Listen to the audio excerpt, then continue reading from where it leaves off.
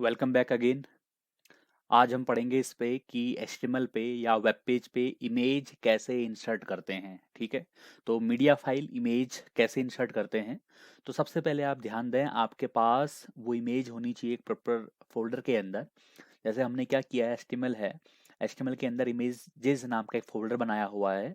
इसके अंदर एक फ़ोटो रखी है 9.jpg, तो ये कुछ ये फ़ोटो है। तो इस तरह से आपकी फ़ोटो होनी चाहिए।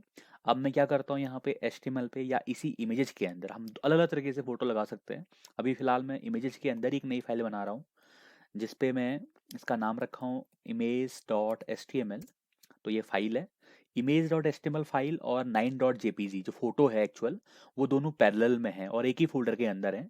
तो अगर हमें इमेज इंसर्ट करनी होती है तो उसके लिए क्या टैग आपका रहता है। तो अगर हमें इमेज इंसर्ट करनी है, just right image and press tab, या आप खुद भी वहाँ पे लिख सकते हैं।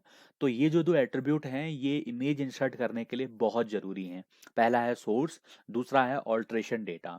सोर्स जो होता है वो इमेज का सोर्स होता है कि फ़ोटो कहाँ पे है, वो एड्रेस हमें देना होता है। अगर एड्रेस प्रॉपर है तो हमें फ़ोटो दिखाई देती है वेब पेज के ऊपर। अगर पाथ गलत है, एड्रेस गलत है, तो फ़ोटो नहीं दिखाई देती है।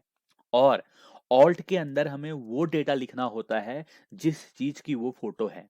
अब ऐसा क्यों? अगर मान लीजिए आपकी फोटो इंटरनेट स्लो होने की वजह से लोड नहीं हो पा रही है, या आपका एड्रेस किसी प्रकार से गलत हो गया है, तो नॉर्मली वहाँ पे कुछ दिखाई नहीं देता है। फॉर एग्जाम्पल, अभी हमारे फोटो का नाम जो है 9.jpg है। फॉर एग्जाम्पल मैं यहाँ पे गलती से 91.jpg लिख देता हूँ और उसको मैं सेव कर देता हूँ। दूसरा, जो फोटो है वो इंटरनेट स्लो होने की वजह से लोड नहीं हो पा रही है। ठीक है, तो दो कारण है मेनली। तो अगर आप यहाँ पे देखें तो हमारी फोटो यहाँ पे कुछ नहीं दिखाई दे रही है, और हमें इस प्रकार से भी कोई हिंट नहीं मिल रहा है कि यहाँ पे कोई फोटो है। दूसरा जो इसका मेन इंपोर्टेंस होता है वो होता है एसईओ के लिए, सर्च इंजन ऑप्टिमाइजेशन के लिए। असल में क्या है, जब हम फोटो को देखते हैं, तो क्योंकि हम इसको देख रहे हैं अपने आंखों से, तो हम इसको देख सकते हैं कि इस फोटो में क्या है, कैसी है ये फोटो, इसमें क्या क्या चीजें बनी हुई है। लेकिन जब आपकी फोटो सर्च इंजन के द्वारा इंडेक्स हो रही होती है, तो अब जो प्रोग्राम है, जो एल्गोरिदम है, उसके पास तो आंखें हैं नहीं, या उसके पास दिमाग तो है नहीं, जो वो उस चीज को समझ पाए कि उसमें कौन कौन से ऑब्जेक्ट हैं और वो ऑब्जेक्ट क्या रिएक्ट कर रहे हैं। तो एल्गोरिदम को वो बात बताने के लिए गूगल या जो भी आपके बिंग है, याहू है, सर्च इंजन, उसकी जानकारी रखने के लिए, उस फोटो की जानकारी रखने के लिए ऑल्ट एट्रीब्यूट को रीड करता है। अब ऑल्ट एट्रीब्यूट में हमने वो डेटा लिखना है जिस चीज की वो फोटो है। जैसे वो जो आप यहाँ पे फोटो देख रहे हैं, वो एक प्रकार के सी की फोटो है, ग्लेशियर की फोटो है। तो अगर मैं यहाँ पे 91.jpg लिखूं, और यहाँ पे मैं लिख देता हूँ ग्लेशियर, ऐसे मैं यहाँ पे ग्लेशियर लिख देता हूँ। तो अगर मैं इस पेज को यहाँ पे ओपन करूँ, तो आप देख पा रहे होंगे कि अब हमारी फोटो तो यहाँ पे लोड नहीं हो रही है, एड्रेस गलत होने के कारण। और आप देख रहे हैं कि यहाँ पे ग्लेशियर लिखा हुआ आ गया। तो अकॉर्डिंग टू यूजर, कि यूजर को भी पता चल जाए कि अच्छा ये आपका जो है ग्लेशियर की फोटो है या आपके सी की फोटो है, इस तरह से सेव कर सकते हैं और इसको आप रन करा सकते हैं। सी की फोटो है, और इसी चीज को रीड करता है आपका सर्च इंजन। तो ये बहुत इंपॉर्टेंट है, जब भी आप कोई इमेज इंसर्ट करें तो उस इमेज टैग के साथ ऑल्ट एट्रीब्यूट लगाना ना भूलें। ठीक है, अब अगर हम यहाँ पे इसको सही कर देते हैं 9.jpg, तो अब इसकी जगह पे हमारी फोटो रीड होती है। तो फोटो यहाँ पे आपकी विजिबल हो रही है, जिसको यूजर देख पा रहा है, व्यू कर पा रहा है। लेकिन सर्च इंजन का जो एल्गोरिदम होता है वो फोटो को नहीं देख पाता, क्योंकि उनकी कोई ऐसी आंखें नहीं होती हैं। एल्गोरिदम है, प्रोग्राम है। तो अब प्रोग्राम एल्गोरिदम कैसे समझेगा कि ये फोटो सी की है, हिमालयाज की है, आइस की है। तो उसको समझाने के लिए हम लोग क्या करते हैं, ऑल्ट में वैसा ही डेटा लिख देते हैं जो आपका फोटो है। फोटो अगर सी का है तो सी लिख दिया, फोटो अगर हिमालयाज का है तो हिमालयाज का लिख दिया, अगर फोटो फ्लावर का है तो फ्लावर लिख दिया।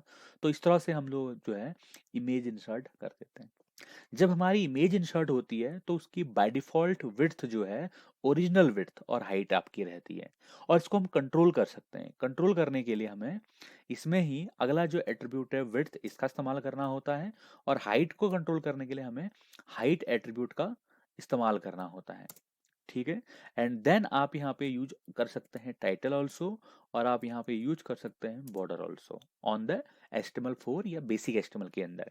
अगर आप चाहते हैं कि आपकी फोटो का जो विड्थ हो 200 पिक्सल हो, हाइट जो है वो 200 पिक्सल हो, और टाइटल के अंदर, टाइटल एक ओवर टेक्स्ट होता है, मतलब जब आप माउस को ओवर करें तो जो आपको टेक्स्ट दिखाई दे वो होता है टाइटल। एंड देन आप बॉर्डर पे यहाँ पे अप्लाई कर सकते हैं सम ऑफ काइंड ऑफ वैल्यू, तो आपकी बाय डिफॉल्ट कलर वैल्यू आ जाती है ब्लैक। अगर आप इसको ओवर करते हैं तो आप देख पाएंगे जो आपकी इमेज है उसकी विड्थ 200 पिक्सल, हाइट 200 पिक्सल, और माउस को ओवर करने पे जो आपको टेक्स्ट दिखाई दे रहा है over text, that is called title, और जो बॉर्डर आपको दिखाई दे रहा है that is 10 pixel in width. तो इस तरह से हम अपने वेब पेज में इमेज इंसर्ट कर सकते हैं। ये तो हो गया बेसिक, जब आपकी फोटो और फाइल दोनों एक ही जगह पे हों।